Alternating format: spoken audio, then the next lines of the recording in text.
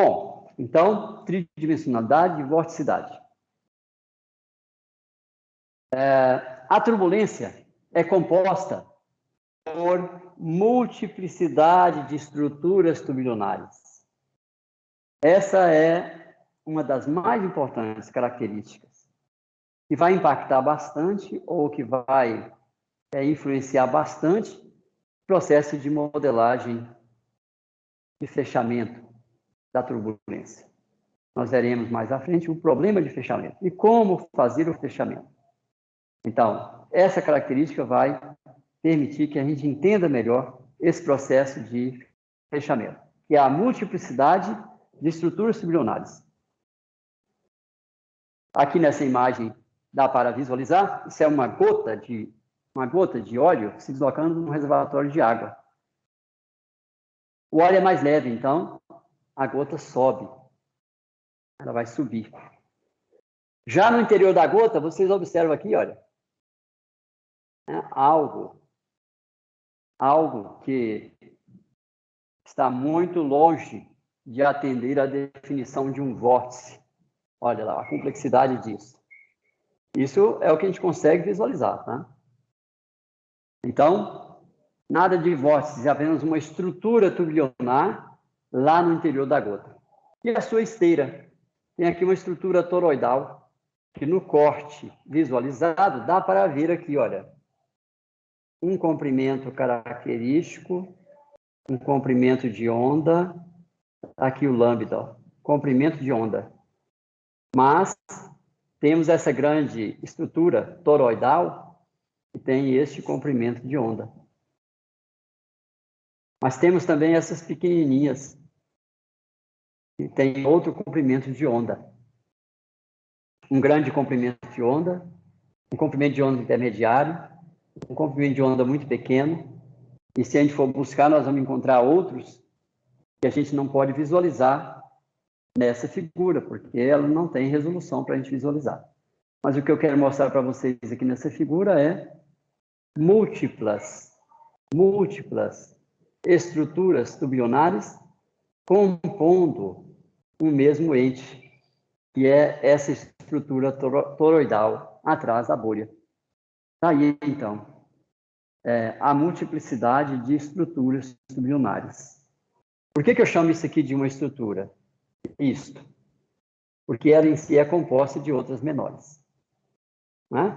E por que eu chamo que isso é uma estrutura? Porque é composta por esta, é composta por essa, e elas coexistem.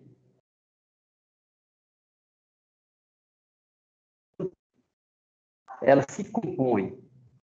Tá? Elas existem de forma não linear.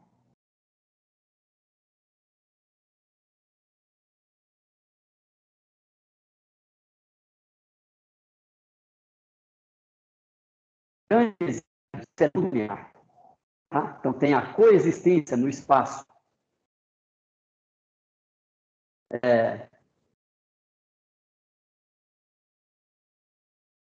Ok, teve um sinal de falha, mas eu acho que eles continuam visualizando, né? Esta multiplicidade de estruturas turbilionares pode ser, então, representada pelo espectro. O espectro a gente sempre representa em log-log, tá? Para que a gente tenha a identificação da zona inercial com um comportamento linear. Linear em log-log. Temos, então, aqui no espectro as estruturas turbilionárias ditas de natureza integral. Comprimento integral LI, que caracteriza essa faixa de injeção de energia.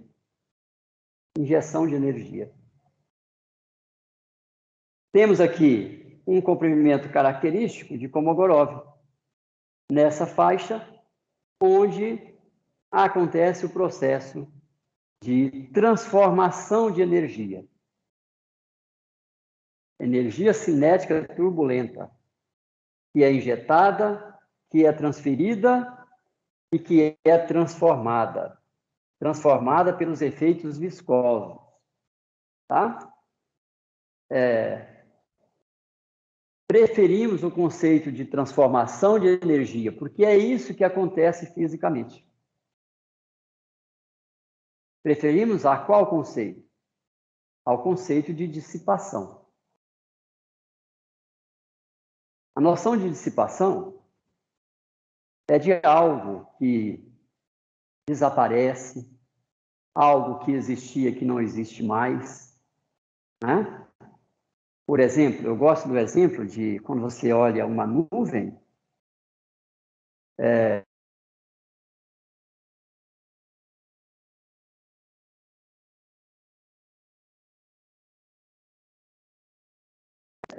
a nuvem em si vai desaparecendo.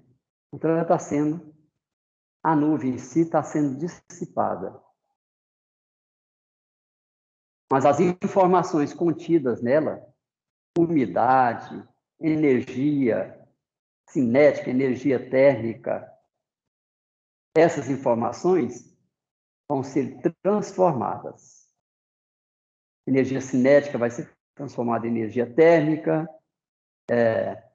energia de pressão que pode ser transformada em energia sonora. Então, nós temos aí um processo de transformação de energia. Então, a nuvem em si se dissipa, mas as informações contidas nela, não. Essas informações se transformam, porque a noção de dissipação é uma noção de que a coisa está desaparecendo. Então, eu prefiro a noção de transformação. Então, aqui é a região de transformação pelos efeitos viscosos. Esses diferentes comprimentos característicos serão caracterizados lá no capítulo 5. Aqui nós temos uma figura com a qual a gente ilustra qualitativamente a multiplicidade de estruturas turbionares. Está lá, olha. Estrutura pequena compondo uma estrutura maior. Estruturas menores compondo uma estrutura maior. E aqui nós temos a distribuição de energia que está sendo captada do escoamento superior à cavidade. Então, a energia está sendo capturada. Olha lá o processo de injeção de energia. Injeção, a energia está sendo injetada nas estruturas turbionares, aqui no espectro. Energia que está sendo injetada nas estruturas, em torno das estruturas integrais do escoamento. Não são as maiores. A maior estrutura está aqui, olha, pequeno número de onda. O número de onda é o inverso do comprimento de onda. Uma grande estrutura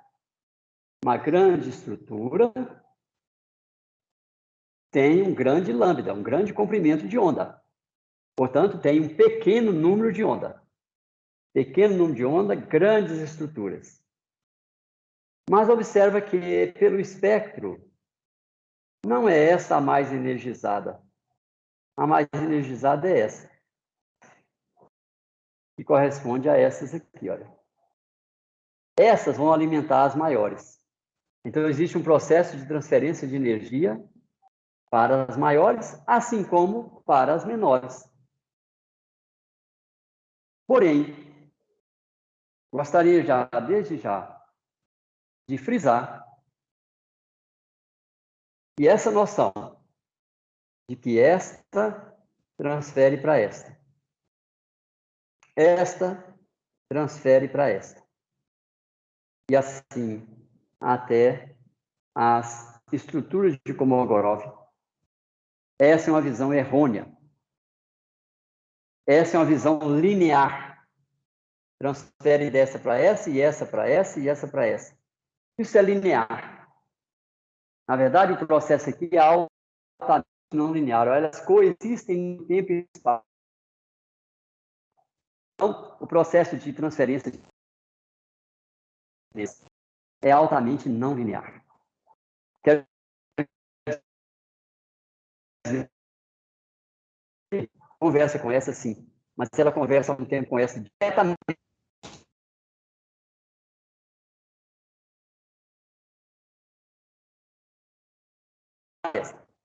e conversa direto com esta. E esta, conversa com esta, conversa com esta, com esta, com o processo não linear, pessoal. É o processo não linear. E é isso que a gente representa com a que aparece na capa do livro. Não é? Em contraposição com a figura que foi elaborada por Richardson. Richardson foi um dos principais expoentes e pesquisadores na área da turbulência, com contribuições gigantescas. Mas ele propôs um modelo de transferência de energia que nos dá uma visão enganosa sobre o processo. O que ele propôs é o seguinte: ele fala isso textualmente, a chamada paródia de Richardson. Ele diz, as grandes, aliás, ele usa a palavra vórtice, os grandes vórtices, que não representa a turbulência. Então, vamos usar a palavra adequada. As grandes estruturas transferem energia para as menores, que, por sua vez, transfere para as ainda menores, que, por sua vez, transfere para as ainda menores, até as estruturas de Kolmogorov. Até as estruturas de Kolmogorov. Observe o processo linear. Pelo desenho dele, a gente entende que esta não conversa com esta. Ora, olha ela lá. Nós vimos na bolha. Esta.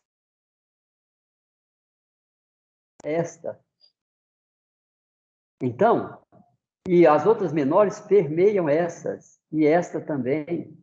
Então, elas coexistem no tempo e no espaço, elas transferem informação diretamente. Essa grande transfere diretamente para esta, porque elas estão envolvidas. Então, essa é uma noção de linearidade que não corresponde à física. E isso é demonstrado matematicamente. Está apresentado lá no capítulo 5, quando a gente trabalha com o modelo matemático diferencial no espaço de Fourier. Nós vamos ver isso em detalhe. As interações triádicas não lineares. Tá? Mostrando que as interações acontecem simultaneamente entre todas as estruturas que compõem o espectro.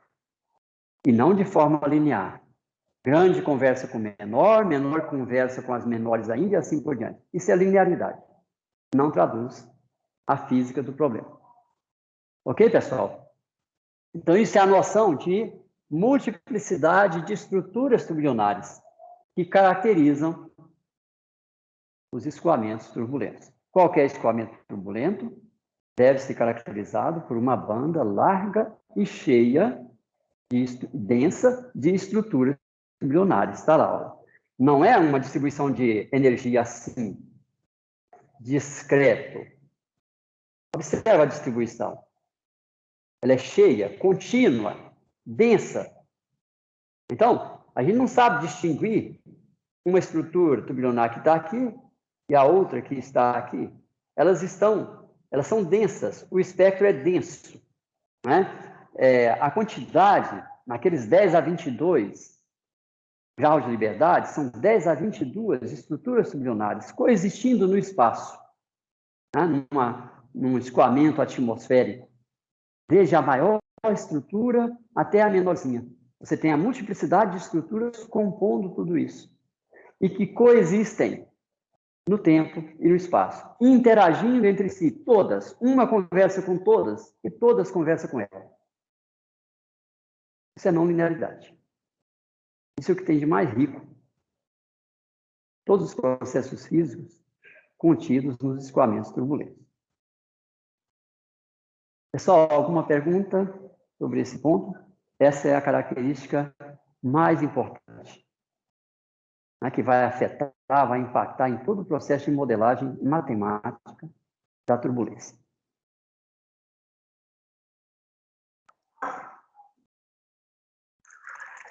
Tudo bem com vocês? Eu não posso vê-los, então eu vou perguntando de vez em quando. Tranquilo.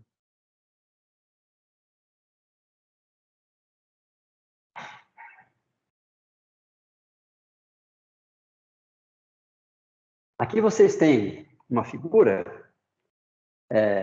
isso aqui corresponde a um escoamento sobre um degrau. Temos aqui um degrau,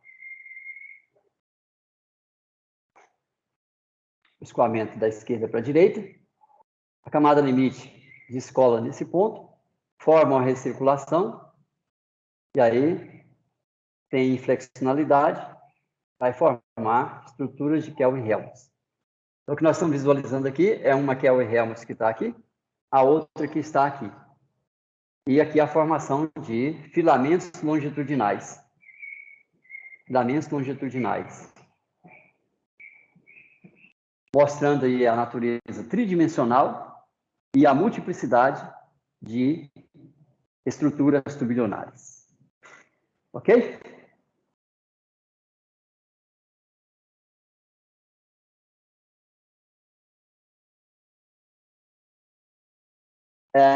Bom, retomando um pouco lá a questão da multiplicidade de estruturas turbilionárias, mas também a questão da tridimensionalidade, isso aqui é um experimento, pessoal, que foi feito por um pesquisador.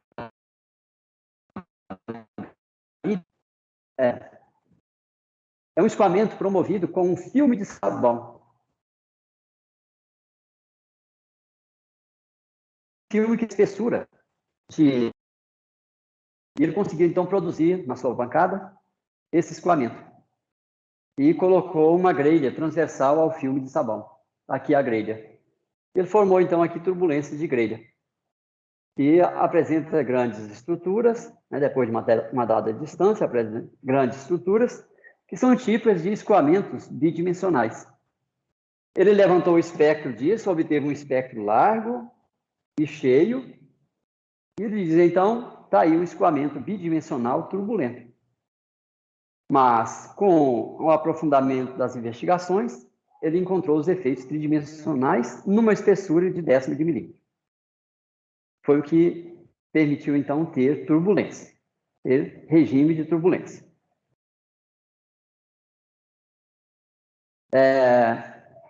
Aqui, um exemplo interessante, nós temos à esquerda a simulação do escoamento sobre um banco de tubos. Nós vemos aqui as grandes estruturas, olha. Né? Estruturas grandes. E sem sinal de tridimensionalidade, porque o cálculo ele é rigorosamente bidimensional. Mas aqui é o experimento material. Aí dá para perceber aqui, olha, sinais de turbulência já. Ó. Por que aqui a gente não tem? Porque é 2D. É bidimensional. Então, não tem como formar turbulência. Já no mesmo experimento, nas mesmas condições, na mesma geometria, o mesmo fluido, o mesmo número de Reynolds, no experimento material, nós temos aí sinais já de turbulência. Porque lá na bancada é tridimensional. É muito difícil de desenvolver um experimento verdadeiramente bidimensional. O que mais aproximou foi o experimento do Garibe com o filme de sabão. Mas mesmo assim ele encontrou tridimensionalidade na espessura do filme. Bom, outra característica importante é que a turbulência acelera o processo de transformação viscosa de energia cinética em energia térmica. O que acontece a nível, né, das estruturas de Kolmogorov. Esse processo transforma a energia cinética turbulenta, aumentando a energia interna. O conceito de energia cinética turbulenta é apresentado no capítulo 5. Esse processo transformativo acontece nas altas frequências ou altos números de onda, pequenas estruturas sublunares, menores tempos e comprimentos característicos de Kolmogorov, onde os efeitos viscosos predominam sobre os efeitos advectivos. Sabe-se ainda que em regime turbulento, completamente desenvolvido, toda a energia injetada no espectro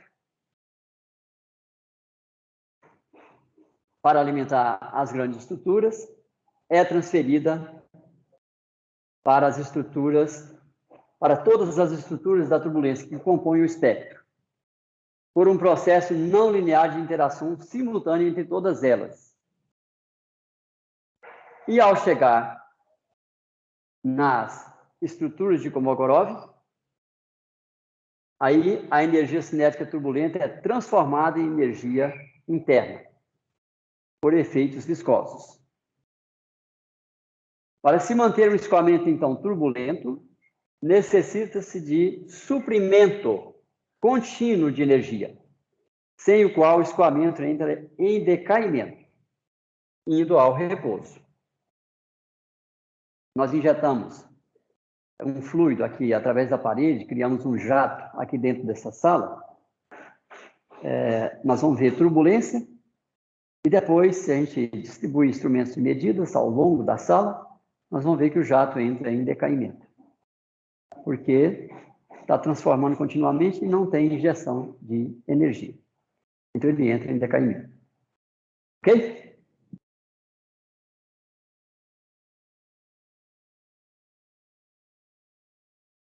Está aqui o jato. O jato que era laminar na entrada do bocal. A gente perturbou o escoamento aqui na entrada. E aí forma a transição. Está aqui as Kelvin-Helms. Depois já tridimensionaliza e forma uma turbulência bem intensa, né, com uma multiplicidade de estruturas turbulionares. E se a gente levanta a estatística e até compara com os dados experimentais, nós vamos ver, então, que a componente média da velocidade na direção axial, ela fica quase constante até uma dada posição e depois entra em decaimento, né, indo ao repouso após uma dada distância. E aqui nós vemos o número de Reynolds de 1050 e para diferentes níveis de perturbação. Essa situação aqui, a gente injetou uma perturbação mais elevada na entrada, que caracteriza, então, um processo de decaimento mais rápido. Ela transiciona mais cedo a turbulência. Aqui, uma perturbação menos elevada, então, transiciona mais tardiamente, né? O decaimento começa mais posteriormente, devido a que você injetou uma perturbação menos intensa.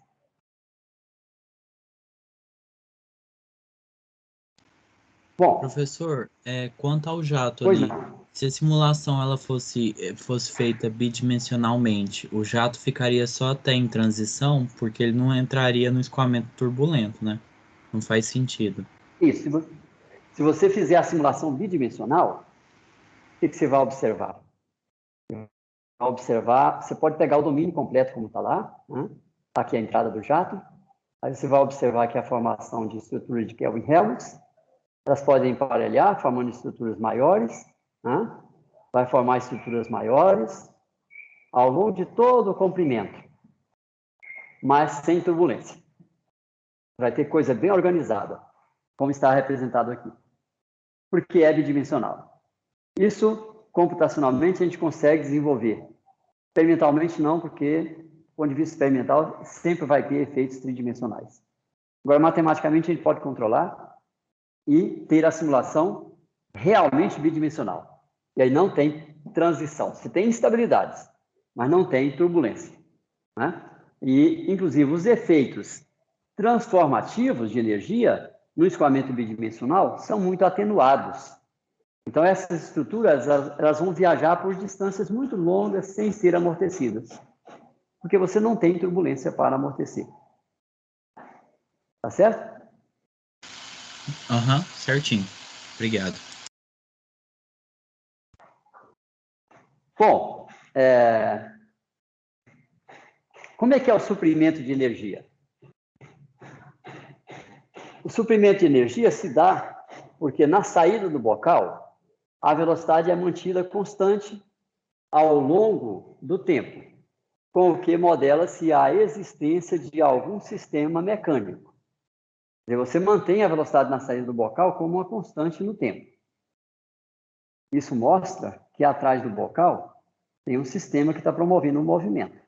Senão, iria decair na saída do bocal, que não tem suprimento de energia. Então, tem um ventilador lá que está transformando energia elétrica em energia mecânica sendo transformada em energia cinética do fluido, continuamente. Uma vez que ele sai do bocal, aí entrou num meio livre, pronto, aí não tem mais suprimento de energia, porque está num meio em repouso. Então, não tem como suprir energia, ele entra em decaimento, né? E vai amortecer, transformando toda a energia cinética em energia térmica. À medida que o jato propaga pelo meio quiescente, ele entra em decaimento, sob o efeito da transformação viscosa de energia cinética turbulenta em energia térmica, indo ao repouso após uma dada distância. Naquela figura a gente não chegou a mostrar, não simulamos o comprimento necessário para que ele amortecesse completamente. Ok? Então, sua energia cinética vai sendo convertida ao longo da direção axial em energia térmica, em energia sonora e até mesmo vai ao repouso. De forma inadequada, esse efeito ele é referido na literatura como dissipação da energia cinética. Porém, energia não se dissipa, energia se transforma. A energia se transforma.